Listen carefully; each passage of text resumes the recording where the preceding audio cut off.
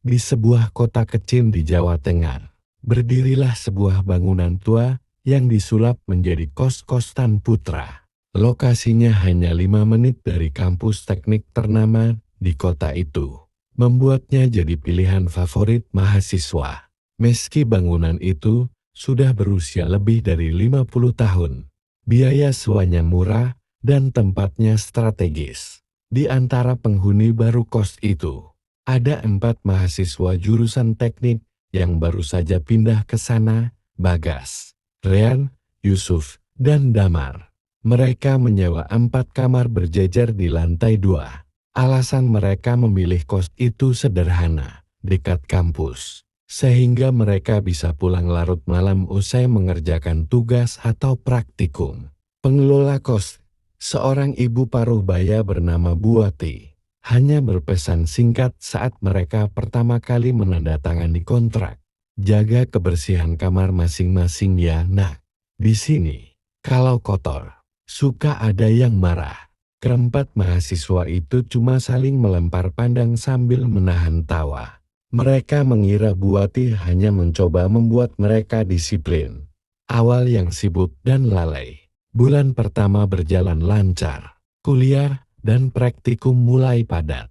Bagas sering pulang paling malam karena tergabung dalam tim robotik. Yusuf sibuk dengan asisten laboratorium. Rian aktif di organisasi kampus. Sementara Damar malah mulai mengerjakan proyek lepas untuk mendapatkan uang tambahan. Seiring padatnya jadwal, mereka mulai lalai menjaga kebersihan. Mie instan berserakan di sudut kamar. Kaleng minuman kosong menumpuk.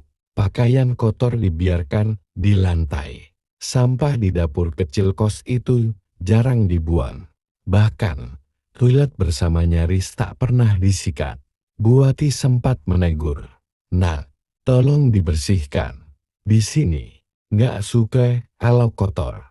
Tapi mereka terlalu lelah untuk peduli. Hingga sesuatu mulai terjadi. Malam pertama, bau busuk. Suatu malam, Bagas pulang sekitar pukul 1 dini hari. Kampus sudah sepi. Ia membuka pintu gerbang kos pelan-pelan, lalu naik ke lantai 2. Begitu melewati lorong menuju kamarnya, ia mencium bau busuk menusuk, seperti bangkai.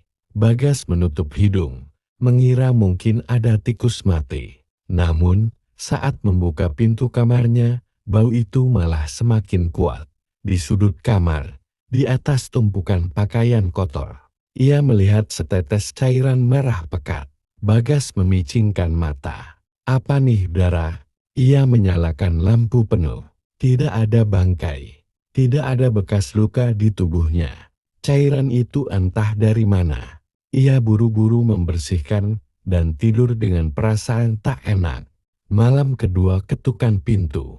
Keesokan malamnya, giliran Yusuf yang mengalami hal aneh. Saat sedang mengerjakan laporan di laptop, sekitar pukul 2 pagi, ia mendengar ketukan pelan di pintu. Tok, tok. Yusuf mengira mungkin Bagas atau Rian. Ia membuka pintu. Tidak ada siapa-siapa. Begitu menutup pintu, ketukan terdengar lagi. Kali ini lebih keras. Tok, tok, tok. Jantung Yusuf berdegup cepat. Ia mengintip dari lubang pintu. Lorong kosong. Lampu lorong berkedip-kedip, seakan ada yang melintas cepat. Saat hendak menutup lubang intip, Yusuf sempat melihat bayangan perempuan berambut panjang, menunduk berdiri di ujung lorong. Begitu ia berkedip, sosok itu menghilang. Pagi harinya, Yusuf menceritakan kejadian itu. Bagas dan Rian menganggap Yusuf terlalu capek. Damar malah bercanda, "Halah, itu kuntilanak kebersihan kali. Kesel lihat kamar kita jorok." Malam ketiga penampakan. Namun malam ketiga membungkam canda mereka. Kali ini giliran Damar. Pukul 3 dini hari, Damar yang sedang menonton film horor mendengar suara seretan kuku di dinding kamarnya. Seret, seret, seret. Ia menghentikan film. Suara itu semakin dekat. Tiba-tiba lampu mati.